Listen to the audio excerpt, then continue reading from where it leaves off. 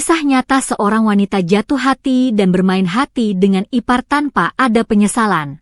Kelanjutan dari kisahnya hanya ada dalam video cerita ini. Jangan lupa like, komen, dan subscribe channel ini agar kalian mendapatkan keberkahan dari cerita kisah nyata ini. Raka.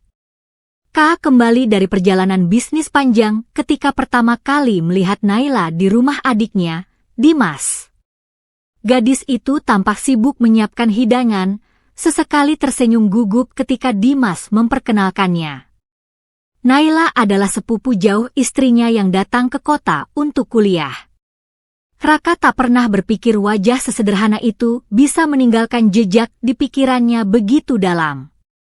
Sejak hari itu, rumah adiknya menjadi tempat yang paling sering ia kunjungi. Ia selalu punya alasan, mengantar dokumen, menengok keponakan, atau sekadar mampir minum kopi. Setiap kali, tatapannya selalu berhenti pada Naila, gadis polos dengan mata teduh yang tak pernah menatapnya lama. Naila merasa kikuk. Ia tahu Raka adalah sosok terhormat dalam keluarga, tenang dan berwibawa, tapi sorot matanya terlalu dalam untuk diabaikan. Ia berusaha menjaga jarak, tapi setiap pertemuan kecil seolah punya daya tarik sendiri. Hujan turun sore itu. Raka meminjamkan jaketnya, dan untuk pertama kalinya, jari mereka bersentuhan. Detik itu juga, keduanya tahu ada sesuatu yang berbahaya mulai tumbuh diam-diam di hati mereka. Hari-hari berikutnya berubah jadi permainan diam. Raka berusaha menahan diri, tapi tubuhnya seolah bergerak sendiri untuk mencari keberadaan Naila. Sementara Naila mulai takut akan debar yang ia rasakan setiap kali pria itu memanggil namanya dengan nada lembut. Di rumah, Dimas tak menyadari apapun. Ia terlalu sibuk dengan pekerjaannya dan percaya pada keduanya. Naila mulai membantu Raka dengan pekerjaan administrasi di kantor, alasan yang sebenarnya hanya untuk menghabiskan waktu bersama tanpa diketahui siapapun. Suatu malam, Raka memandang Naila di bawah cahaya lampu ruang kerja. Ia tampak begitu tenang, sesekali mengernyit membaca laporan. "Kamu terlalu baik untuk dunia seperti ini," bisiknya lirih tanpa sadar. Naila hanya tersenyum, tapi matanya bergetar. Sejak malam itu, keduanya tak lagi sama. Ada batas yang mulai kabur, antara rasa kagum, kasihan, dan cinta yang tak seharusnya muncul. Raka mencoba menjauh. Ia takut pada dirinya sendiri. Tapi setiap kali ia mencoba pergi, Naila selalu muncul, membawakan makanan, menanyakan kabar, atau sekadar menyapanya dengan polos. "Kak Raka kenapa diam terus?" tanyanya suatu hari. Raka hanya tersenyum, menahan perasaan yang mulai menggerogoti logika. Sementara itu, Dimas mulai curiga. Ia melihat cara Naila menunduk setiap kali Raka datang, dan cara kakaknya menatap terlalu lama. Ia menepis pikiran buruk itu, tapi benih ketegangan mulai tumbuh di dalam rumah itu. Suatu sore, saat hujan lagi-lagi turun, Raka dan Naila terjebak di kantor sendirian. Listrik padam. Dalam gelap, Naila gemetar ketakutan. Raka menenangkannya dengan memegang tangannya, dan detik itu, dunia seolah berhenti berputar. Tapi begitu lampu menyala, mereka sama-sama tahu, kebersamaan itu tidak boleh terjadi lagi. Raka mulai menarik diri. Ia berhenti berkunjung ke rumah adiknya, mencoba menenggelamkan diri dalam pekerjaan. Naila merasa kehilangan arah. Ia tak mengerti mengapa hatinya terasa kosong setiap hari tanpa kabar darinya. Suatu malam, Naila memberanikan diri mengirim pesan singkat. "Apakah aku melakukan kesalahan?" Raka menatap layar ponselnya lama, tak mampu menjawab. Ia tahu, satu balasan bisa menghancurkan segalanya. Namun saat akhirnya ia mengetik, "Tidak. Kamu hanya terlalu berarti. semua pertahanan runtuh. Pesan itu menjadi pintu kecil bagi hubungan rahasia yang semakin intens. Mereka mulai berkomunikasi diam-diam, pesan-pesan pendek, panggilan tengah malam, hingga tatapannya menyimpan rindu saat bertemu di keluarga besar. Cinta mereka tumbuh dalam diam, tapi juga dalam ketakutan. Dimas akhirnya menyadari perubahan di sekitar. Naila sering melamun, dan Raka terlihat gelisah setiap kali nama Naila disebut.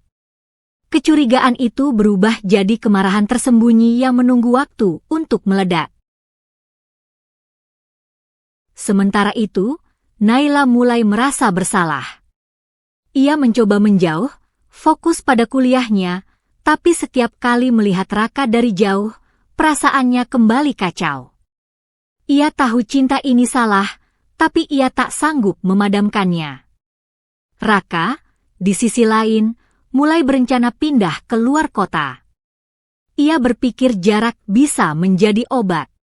Tapi sebelum ia pergi, ia ingin melihat Naila untuk terakhir kalinya.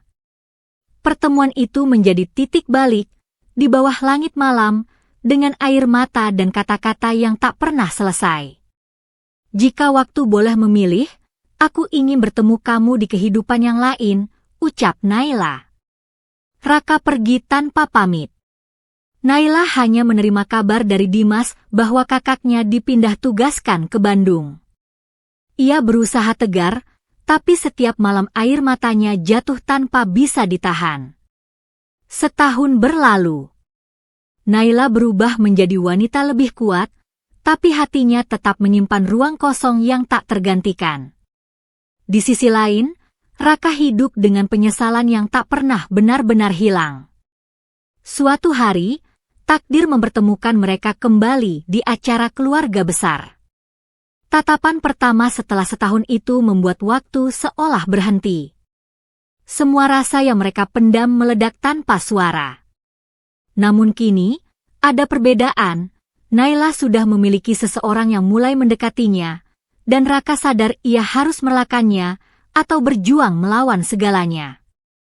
Pertemuan itu menghidupkan kembali semua yang sempat mati. Raka mencoba menahan diri, tapi Naila masih menjadi kelemahannya. Ia mulai mencari-cari alasan untuk menghubungi lagi, walau hanya sekadar menanyakan kabar.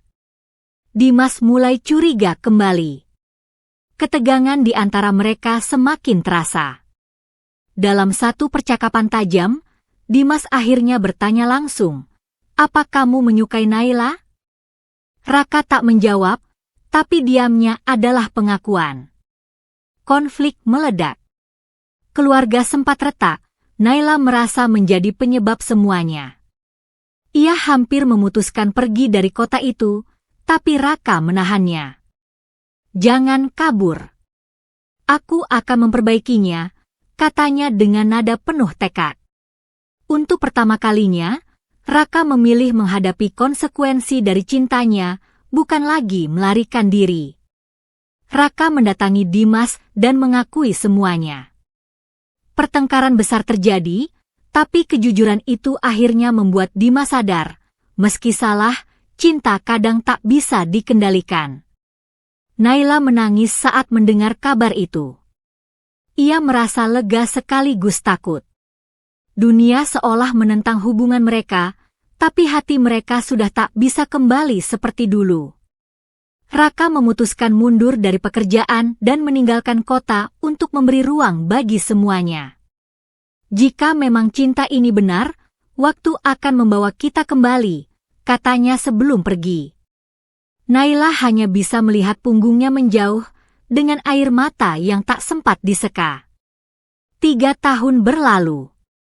Naila kini sudah menjadi wanita mandiri, bekerja di lembaga sosial yang membantu anak-anak jalanan. Hidupnya tenang, tapi setiap kali hujan turun, kenangan tentang Raka datang lagi.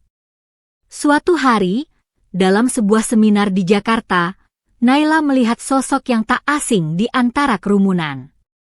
Raka, lebih dewasa, lebih tenang, tapi senyumnya masih sama. Dunia seolah berputar mundur dalam sekejap. pertemuan itu tak lagi canggung. Mereka berbicara lama, bukan sebagai orang yang bersalah, tapi sebagai dua jiwa yang telah berdamai dengan masa lalu.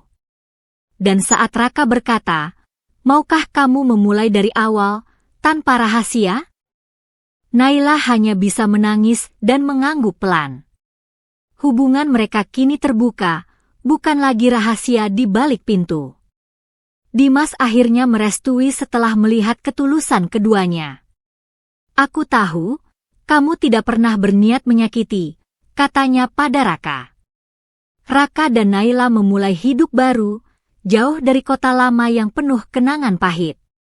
Mereka belajar mencintai dengan cara yang benar, tanpa sembunyi, tanpa rasa bersalah.